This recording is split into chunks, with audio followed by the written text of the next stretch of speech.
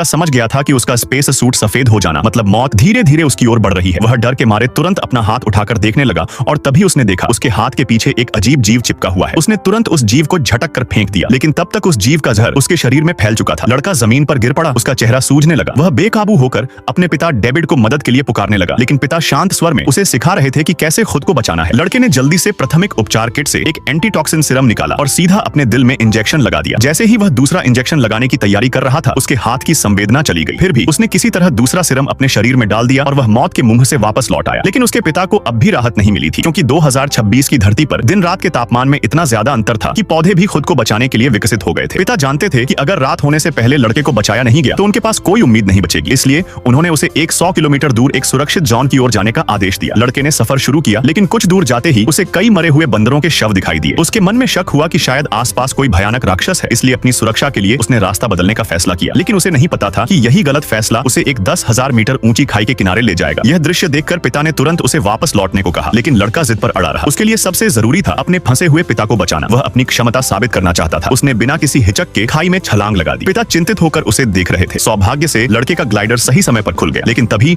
उसके सिर के ऊपर एक विशाल चील मंडराने लगी। चील ने उसे शिकार समझकर पीछा करना शुरू कर दिया और लड़का खुद को बचाने के लिए एक झरने के अंदर छलांग लगा बैठा। लेकिन उसने चील की ताकत को कम आंका था। होश में आने पर उसने खुद को चील के घोंसले में पाया। तभी उसने देखा कुछ बाघ उस घोंसले की ओर बढ़ रहे हैं। चील के बच्चों को बचाने के लिए लड़के ने वहां रुकने का फैसला किया। उसने एक बाघ को एक ही वार में गिरा दिया, लेकिन तभी एक और बाघ घोंसले में घुस आया। ठीक उसी समय चील लौट आई और हालात को संभाल लिया। फिर लड़के ने एक बार फिर से बचाव की उम्मीद में सफर शुरू किया। अचानक चारों ओर का तापमान बहुत तेजी से गिरने लगा। उसका स्पेस सूट फिर से सफेद होने लगा। कुछ ही समय में ठंड उसे सहन नहीं हुई और वह बेहोश होकर गिर पड़ा। वह लगभग मौत के कगार पर पहुंच चुका था। ठीक उसी समय कोई चीज धीरे धीरे उसे घसीट कर कहीं ले जा रही थी।